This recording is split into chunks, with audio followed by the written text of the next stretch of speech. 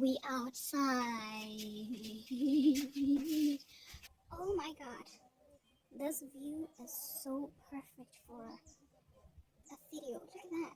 Look at the flowers in the background. I give that 10 out of 10. Look, the background. That's what I call a freaking beautiful nature. I think we don't really talk about this so much nowadays. I think we're trying to hide. Oh my god, I'm sorry, the phone is moving a little bit. I think I think sometimes we are so scared to talk. We are so scared to talk about the facts. We are so scared to spread the word out there. We are so scared because we are scared what people are going to think or what people are going to say, what are their opinion about what we're going to say. But unfortunately, I don't really care about what people say about what I have to say, because I'm going to state facts, and I know that facts always hurt. Truth hurts, and it will always hurt. when I was fat, when I was fat, it was a very drastic change for me. I remember I didn't like how I felt. I remember very well. I didn't like how I felt. I didn't like how I looked, and I didn't like how everything about me was fat. I know so very well that we all have reasons why we are fat. We all have reasons why we have gained so much fat. We all have this this excuses why we're fat, and we all have everything just for reasoning. We always have it in our mind that we should reason why we're fat. And while you reason, it makes you feel better because now you know you've stated something. But at the end of the day, even if you still reason about the fact that why you're fat to make yourself feel better, just know that you're still going to be in the same position that you still are. Let me tell you about my story. My God, it just started to rain. It's raining. I guess this rain doesn't want me outside. It really doesn't want me. But either way, let me tell you my story. I was in a place where I couldn't exercise. I couldn't do anything. I couldn't literally just do anything. It was me just being there for 4 months. I couldn't do anything. I couldn't work out. I couldn't exercise. I couldn't do anything. It was one of the most saddest thing for me. It was depressing for me, and I didn't like how I was limited into doing my things, the things that I wanted to do. I was limited. I couldn't do anything at all for 4 months. Luckily for me, it's an obsession. It's not because I do it because I have no choice, or I do it because I have to do it. I do it because I love it. I do it because I'm having fun. I do it because I have passion. I do it because it drives me to upper levels. It gives me the drive.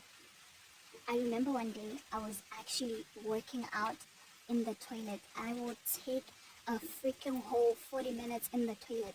I will do wall push-ups. I will do sumo squats in the toilet.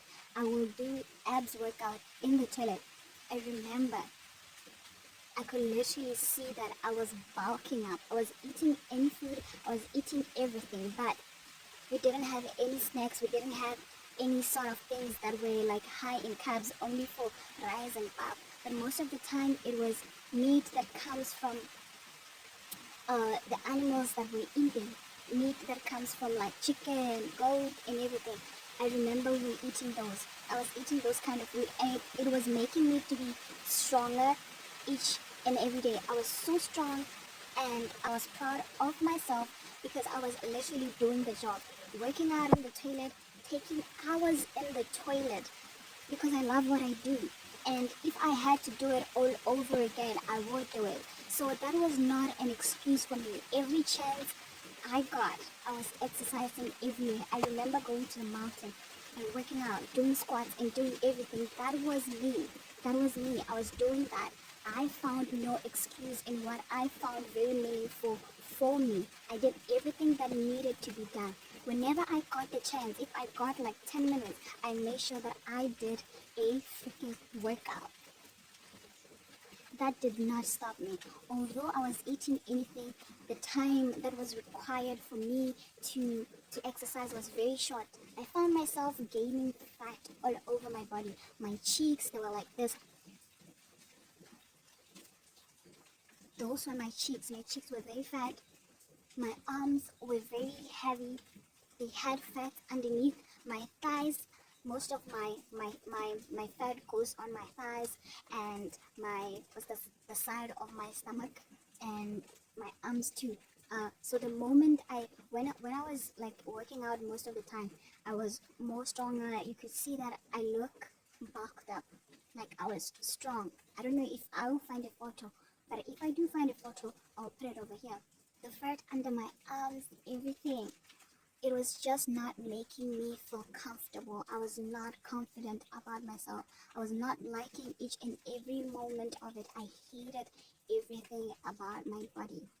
Even though I still exercised for 10 minutes, the time was not enough for me. It was not enough, and I don't think it was ever going to be enough. But the little I did, the little that I did every day made me a stronger person. Every time I went to the toilet, I made sure that I did the job.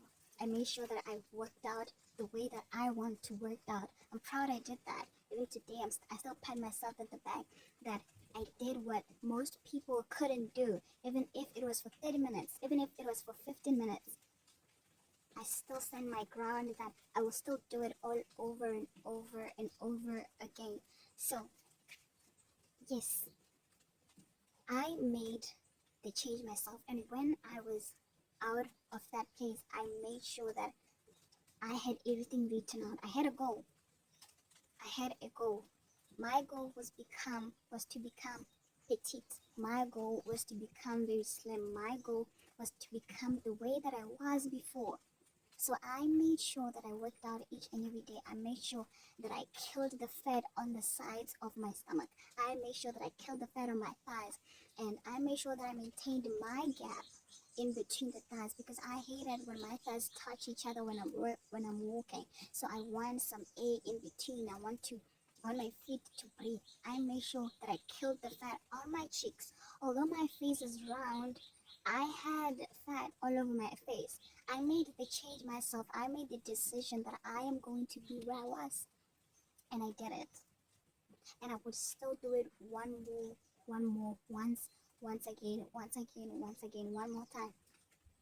I don't mind relapsing and doing it all over again. I did it. So what's stopping you from becoming what you want to become, from who you want to be? Don't listen to people when they say you look gorgeous, you are so confident, you are so blah blah blah. When you know that you are so fat, do not listen to people when they say that. You know the truth. The truth is you are fat. And the truth is you are skipping your workouts. The truth is you are not eating good food. The truth is you are always consuming yourself. You're always eating and eating and eating. What is your problem? Take the charge for yourself. Put yourself first in everything that you do.